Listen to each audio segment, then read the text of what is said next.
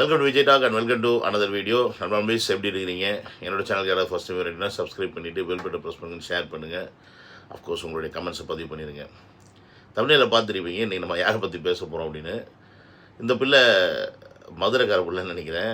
Loud ஸ்பீக்கர்ன்ற பேரில் வந்து Instagram வச்சு வீடியோஸ்லாம் போட்டுட்ருக்கோம்.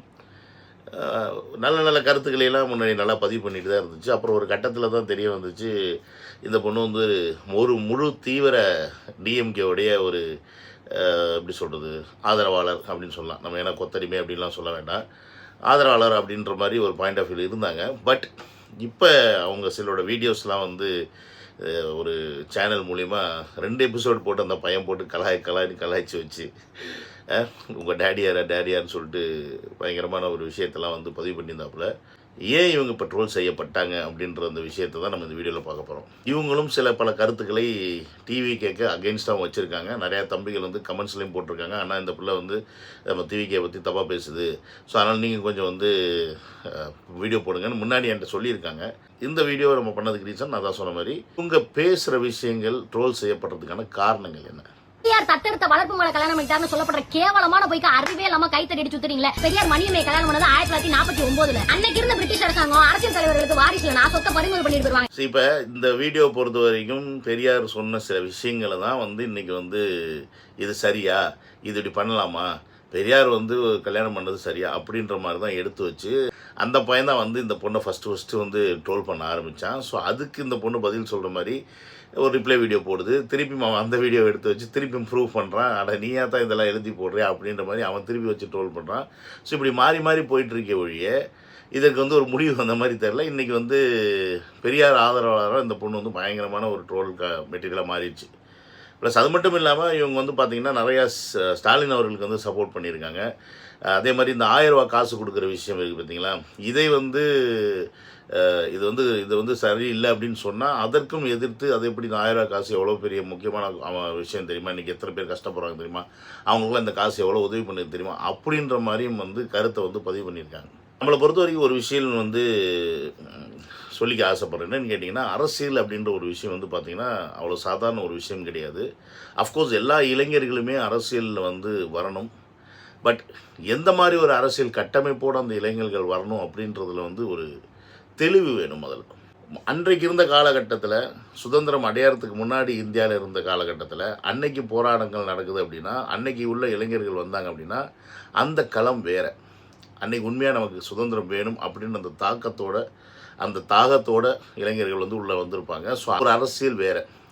பட் அதே சுதந்திரம் அடைஞ்சதுக்கு அப்புறமா, ஓகேங்களா, சுதந்திரம் அடைஞ்சதுக்கு அப்புறமா காங்கிரஸ் தான் வந்து நாட்டை ஆளுது.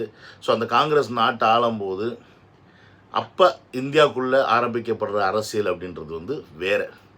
இது ரெண்டையுமே நம்ம வந்து புரிஞ்சுக்கணும். ஸோ சுதந்திரத்துக்கு முன், சுதந்திரத்துக்கு பின், அதாவது சுதந்திரம் ஏன் நம்ம வாங்குகிறோம் அப்படின்னு கேட்டோம்னா, நம்ம அவங்ககிட்ட அடிமையாக இருக்கிறதுக்கு பிடிக்கலை, அவன் நம்மளை ரூல் பண்ணுறான், நம்மளுடைய நிலங்களையும் வளங்களையும் கொள்ளையடிக்கிறான், ஸோ நம்மளை வந்து அடக்கி அடிமைப்படுத்தி நம்மக்கிட்டேருந்து உழைப்பை உறிஞ்சி அவன் சந்தோஷமாக இருக்கான் அப்படின்ற ஒரு காரணத்துக்காக தான் இந்த சுதந்திரம் அப்படின்ற ஒரு விஷயத்தை ஃபோக்கஸ் பண்ணி எல்லா நாடுகளுமே சுதந்திரத்துக்காக போராடுவாங்க.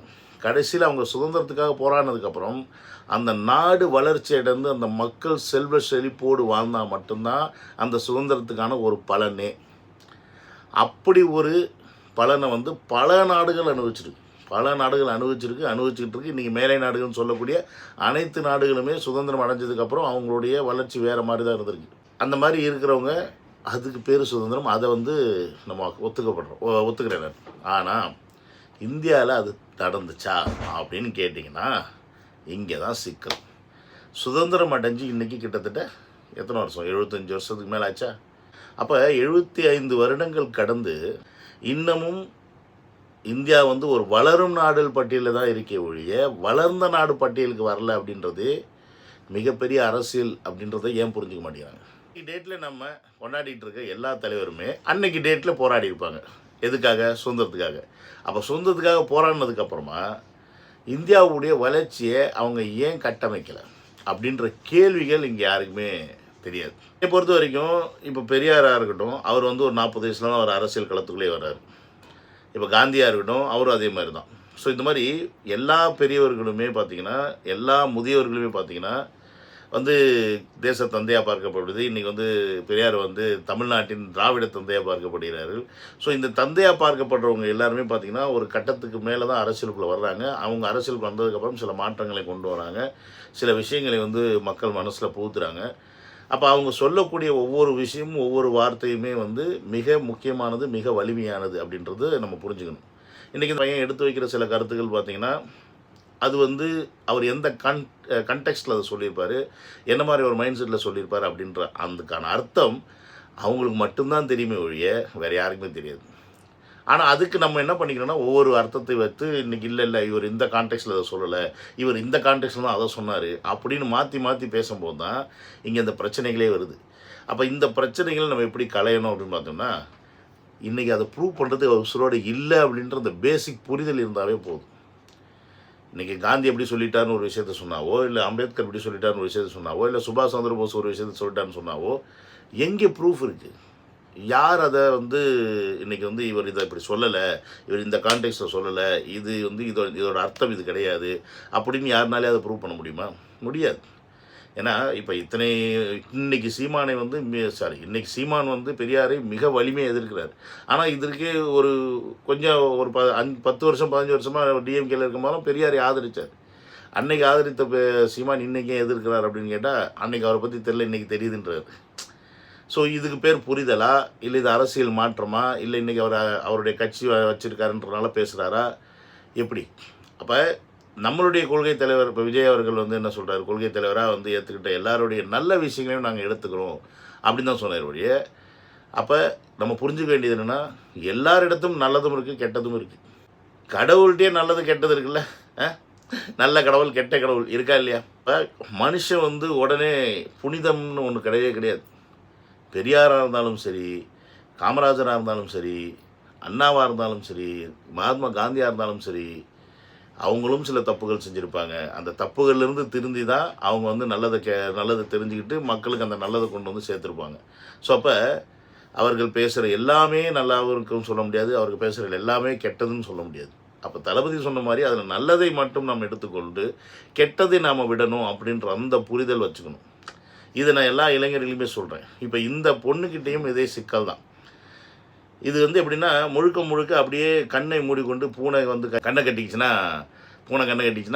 உலகமே இருண்டு போச்சுன்னு சொல்லுவாங்க. அந்த மாதிரி முழுக்க ஒரு அந்த திராவிட சித்தாந்தத்துக்கு மூழ்கி போயிட்டு வேறு எதுவுமே கண்ணுக்கு தெரில அப்படின்றனால தான் அடுத்தவங்க பாயிண்ட் ஆஃப் வியூவில் இருந்து பார்க்கும்போது அவங்க சொல்கிற விஷயங்கள் நமக்கு டக்குன்னு தப்பாப்படுது. இந்த பொண்ணு வந்து 1000 ரூபா காசுக்கு வந்து முட்டு கொடுக்குது. 1000 ரூபா காசு எவ்வளோ பெரிய விஷயம் தெரியுமா? இன்றைக்கி அந்த 1000 ரூபா ஒருத்தர் கிடைச்சா அவங்களுக்கு எவ்வளோ சப்போர்ட்டாக இருக்குன்னு தெரியுமா அப்படின்னு பேசுது.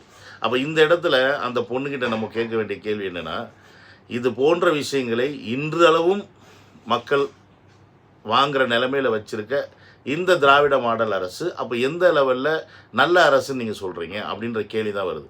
அப்போ இதைத்தான் வந்து பெரியார் போன்றவர்கள் வந்து திராவிடத்தில் வந்து பூத்திட்டு போனாங்களா அப்படின்ற ஒரு கேள்வி வருது. அப்போ இங்கே யாரை நம்ம இப்போ குறை சொல்ல முடியும்? திராவிடத்தை தந்தைன்னு சொல்லக்கூடிய பெரியார் வந்து மாற்றத்தை கொண்டு வந்தார் நீங்கள் சொல்கிறீங்களே, அப்போ அவர் வழியில் வரவங்க, அவர் வழியை பின்பற்றும் திராவிட கட்சிகள் வந்து என்ன பண்ணணும், அதை இன்னும் திறம்பட செயல்படுத்தி வறுமைன்ற விஷயத்தை ஒழித்து 1000 ரூபா 2025 1000 ரூபா காசு அப்படின்றது மிகப்பெரிய காசா அப்படின்னு நான் கேட்குறேன் அந்த பொண்ணுக்கிட்ட. ஏன்னா இன்றைக்கி இருக்க அந்த திராவிட கட்சிகளில் இருக்கக்கூடிய அந்த தலைவர்களே, அந்த மினிஸ்டர்ஸ், எம்எல்ஏலே என்ன பேசுகிறாங்க, நீங்கள் 1000 ரூபா வச்சுருக்கீங்களா, 2 GB டேட்டா போட்டுக்கிட்டீங்களா, அம்மாவுக்கும் பொண்ணுக்கு டேட்டா போடுறதுக்கு காசு கிடைச்சா அப்படின்னு பேசுகிறாரு. நல்லா மேக்கப் வாங்கி போட்டுக்கிறதுக்கு இந்த காசு எக்ஸ்ட்ரா காசு உதவு. அப்போ அவங்களுக்கே தெரியுது ஒரு எக்ஸ்ட்ரா பெனிஃபிட்டட் தான். ஆனால் இந்த காசு எங்கேருந்து வருது அப்படின்றது அந்த பொண்ணுக்கு தெரியணும். இந்த காசெல்லாம் நம்ம காசு தானே, நம்மக்கிட்டேருந்து போகிற வரி பணத்தை தானே திருப்பி இவங்க தூக்கி கொடுக்குறாங்க அப்படின்னு. இந்த காசு 1000 ரூபாய் கொடுக்குறீங்க, இந்த 1000 ரூபா காசு வாங்கிட்டு போய் என்ன பண்ணுறீங்க, திருப்பி அவங்க வந்து செலவு பண்ணுறாங்களோ இல்லையோ, ஆனால் அவங்க வீட்டுக்காரர் ஒரு நாளைக்கு 500 ரூபாயில் அந்த 1000 ரூபா டாஸ்மாகில் செலவு பண்ணுறாரு. இது இந்த பொண்ணுக்கு தெரியுமா? பெண்கள் வேணால் குடிக்காமல் இருக்கீங்க, ஒத்துக்கிறேன். இந்த காசு பெண்களுக்கு போய் சேருது, இலவச பஸ்ஸு பெண்களுக்கு ஒத்துக்கிறேன். ஆனால் டெய்லியும் 500லேருந்து 1000 ரூபா செலவு பண்ணுறானே, ஒரு மேஸ்திரியோ இல்லை யாரோ ஒருத்தர் வேலைக்கு போகிறான் அப்படின்னா, இன்றைக்கி அவன் 1000 ரூபா சம்பளம் வாங்குறான்னா அதில் நேராக கொண்டு போய் 500 ரூபா ஒயின் ஷாப்பில் கொடுத்துட்டு தான் 500 ரூபா எடுத்துகிட்டு வீட்டுக்கு போகிறான். அது கூட சில டைம் இல்லைன்னா 250 ரூபா தான் எடுத்துகிட்டு போவான். அப்போ பெரும்பான்மையான காசை இந்த டாஸ்மாக் திறந்து வச்சு இந்த அரசாங்கம் இப்படி வாங்கி கொள்ளையடிக்குது. அப்போ இது யாருடைய தவறு? அந்த பொண்ணுக்கு பதில் சொல்லணுமே, சொல்ல மாட்டாங்க.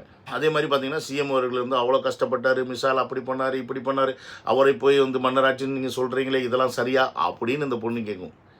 மன்னராட்சி அப்படின்னா முதல்ல நீங்கள் தெரிஞ்சுக்கணும் என்னென்னா, மன்னராட்சின்னு சொல்கிறதுக்கு ஒரு ரீசன் இருக்குது. உண்மையான மன்னராட்சி அப்படின்றது வந்து நம்ம யாருமே பார்த்துருக்க மாட்டோம், நம்மளுடைய ஜென்ரேஷனில் யாரும் பார்த்துருக்க மாட்டோம். ஆனால் இன்றைக்கும் மன்னராட்சி தானே நடக்குது. கல்ஃப் கண்ட்ரிஸ் நாங்கள் இருக்க நாடுகளில் மன்னராட்சி தான் நடக்குது.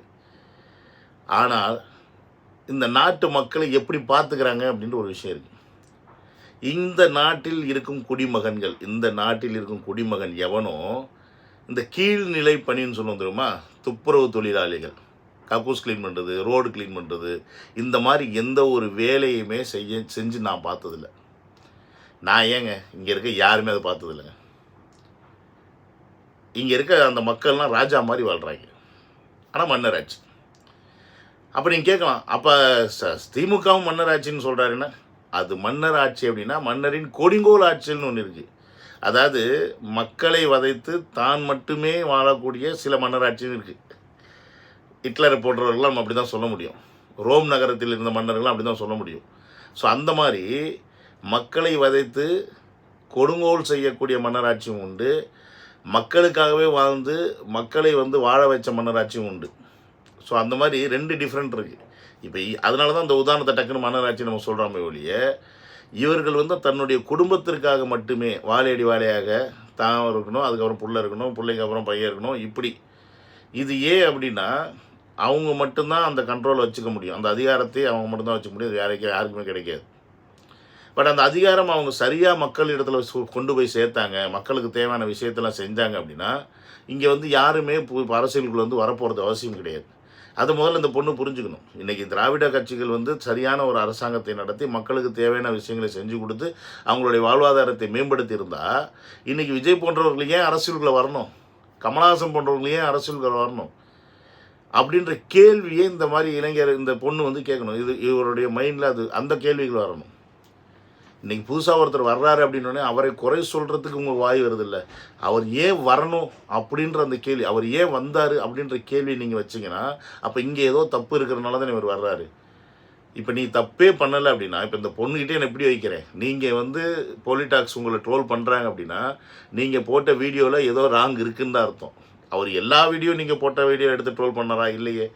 இந்த ஒரு வீடியோ பண்ணுறாரு அப்படின்னா அப்போ அந்த இடத்துல ஏதோ சிக்கிட்டீங்கன்னு அர்த்தம். அப்போ அதை தான் அவர் ட்ரோல் பண்ணுறாருன்னு அர்த்தம். அப்போ அது மாதிரி தான் இங்கே திராவிட கட்சிகள் இருக்கும்போது பழந்துன்னு கொட்டை போட்ட டிஎம்கே, ஏடிஎம்கே, அப்புறம் வந்து பார்த்திங்கன்னா ராமதாஸ் போன்ற கட்சிகள், வைகோ போன்ற கட்சிகள், இந்த மாதிரி பல வருடமாக இருக்கக்கூடிய இந்த கட்சிகள் இருந்தும் புதுசாக ஒருத்தவங்க இன்றைக்கி நான் அரசியலுக்குள்ளே வர்றேன், நான் வந்து மாற்றத்தை தர வர்றேன் அப்படின்னு சொல்லி வரணும்னா அப்போ சம்திங் இஸ் நாட் ரைட் அப்படின்ற அந்த பேசிக் புரிதல் ஏன் உங்களுக்கு இல்லை? அந்த புரிதலை முதல்ல உள்வாங்கிக்கிங்க. போங்க, 4 நாடுகளுக்கு போங்க, அந்த நாடு எப்படி இருக்குன்னு பாருங்கள், அந்த மக்கள் எப்படி இருக்குன்னு பாருங்க, அந்த மக்கள் எப்படி வாழ்கிறாங்கன்னு பாருங்கள், அவங்கள அந்த நாட்டு மக்களை வந்து அந்த ஆள்பவர்கள் எப்படி வச்சுக்கிறாங்கன்னு பாருங்கள். அப்போ புரியும் தமிழ்நாடு வந்து எந்த அளவுக்கு இருக்குது பின்தங்கின்னு. நீங்கள் என்ன பண்ணுவீங்கன்னா நேராக உடனே நார்த் இந்தியாவில் போய் மணிப்பூருக்கும் உத்தரப்பிரதேசத்துக்கும் கம்பேரிசன் பண்ணுவீங்க. அங்கே பார்த்தா எவ்வளோ இன்னும் பயங்கரமாக பின்னாடி இருக்காங்க, நம்ம எவ்வளோ பெட்டர்னு. நான் என்ன சொல்கிறேன், if you want to go further just see, உனக்கு மேலே இருக்கணும் பாரு. அப்போ நீ என்ன பண்ணுவேன்னா நம்ம எவ்வளோ கீழே இருக்கோன்னு தெரியும். அப்போ நீ அந்த இடத்துக்கு போகிறதுக்கு என்ன செய்யணுமோ அதை செய்வீங்க. நீ என்ன பண்ணேன்னா உனக்கு கீழே இருக்கணும் பார்த்துட்டு நான் அவனோட பெட்டராக தான் இருக்கேன்ற, அவன் மேலே இருக்க உன்னை காரி துப்பிக்கிட்டு இருக்கேன், அவன் அங்கேருந்து துப்புனா அவன் தலையில் தான் விழுன்ற பேசிக் புரிதல் இல்லை. அதனால தான் நம்ம வந்து வளர்கிற நாடாகவே இருக்கும். வென் யூ பிகம் வளர்ந்த நாடு, எப்போ நான் ஆக போகிறீங்க வளர்ந்த நாடா? பதில் இல்லை வண்டியுமே. லாஸ்ட்டாக ஒன்று சொல்லி முடிச்சுக்கிறேன் நண்பன் பீஸ். எல்லாருமே நம்மளுடைய ஒரு தலைவர்களாக நம்ம பார்க்குறோம். கொள்கை தலைவர், அந்த தலைவர், இந்த தலைவர்னு ஏகப்பட்ட தலைவர்கள் இருக்காங்கல்ல.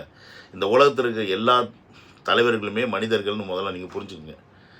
அவங்க வந்து அவங்களும் நம்மளை மாதிரி சின்ன வயசில் பிறந்து குழந்தையாக இருந்து வளர்ந்து அதை சின்ன சின்ன தவறுகள் செஞ்சு அதிலிருந்து பக்குவப்பட்டு வந்து ஒரு நல்ல விஷயத்த சொல்லக்கூடிய ஒருத்தர் தான் மனிதர். இப்போ நான் இந்த விஷயத்தை இந்த வயசில் உட்காந்து நான் உங்ககிட்ட இந்த விஷயத்தை பேசிக்கிட்டு இருக்கேன் அப்படின்னா நான் அப்படியே பர்ஃபெக்டானவனா? அப்படிலாம் கிடையாது. நானும் ஸ்கூல் படிக்கிற காலத்தில் என்னென்ன சேட்டை செய்யணுமோ அது செஞ்சுருப்போம். ஸ்கூலுக்கு அப்புறமா அதுக்கு வேலை போகிற காலத்தில் என்னென்ன சேட்டைகள் செஞ்சுருப்போம் அதை செஞ்சுருப்போம். எல்லாமே செஞ்சுட்டு எல்லாம் அடிபட்டு அதற்கப்புறமா ஓகே இதுதான் வாழ்க்கை, இந்த வாழ்க்கையில் இந்த மாதிரி விஷயங்கள்லாம் இருக்குது, இதை நம்ம புரிஞ்சுக்கிட்டோம், இதை நம்ம போய் 4 பேர்கிட்ட சொல்லுவோன்றது தான் சொல்லிக்கிட்டு இருக்கோம். இதை தான் நீங்கள் அதுக்காக உடனே நான் வந்து உத்தமன் அப்படிலாம் கிடையாது. அதை நீங்கள் புரிஞ்சுக்கணும். ஸோ இங்கே எவ்ரிதிங் இஸ் கிரியேட்டட். போராடினவர்கள் எல்லாருமே உண்மையாக தான் சுதந்திரத்துக்காக போராடி இருப்பாங்க. ஆனால் அந்த போராட்டத்திற்கு அப்புறமா பல உண்மையான சுதந்திர தியாகிகள் மறைக்கப்பட்டுட்டு ஒரு சிலர் மட்டும் எப்படி நாட்டின் தந்தையாக, ஒரு தேசத்தின் தந்தையாக, இல்லை ஒரு ஒரு ஒரு ஒரு கொள்கை, ஒரு கட்சியின் தந்தையாக, ஒரு கட்சியின் தந்தையாக இருந்துட்டு போ, ஒரு ஒரு திராவிட கொள்கை தந்தையாக, அப்படி ஒரு சிலர் மட்டுமே வந்து போற்றப்படுவதற்கான காரணங்கள் என்ன அப்படின்றத நம்ம யோசிக்கணும். பெரியாரை கொண்டாடிய அளவுக்கு ஏன் அம்பேத்கரை கொண்டாடலை அப்படின்ற விஷயத்தை நம்ம யோசிக்கணும். மகாத்மா காந்தியை கொண்டாட அளவுக்கு ஏன் சுபாஷ் சந்திர போஸை கொண்டாடலை அப்படின்றதையும் நம்ம யோசிக்கணும். இந்த மாதிரி பல விஷயங்கள் நம்ம யோசிக்கணும். யார் யாரை கொண்டாடணும் அப்படின்றத யார் தீர்மானிக்கிறாங்கன்றதையும் முதல்ல நீங்கள் புரிஞ்சுக்கணும். இது இட்ஸ் நாட் ஸோ ஈஸி. பாலிடிக்ஸை ரொம்ப கிளியராக பேச ஆரம்பித்தா அவன் உசுரோடு இருக்க முடியாது, போட்டு தள்ளுவாங்க. புரியுதா?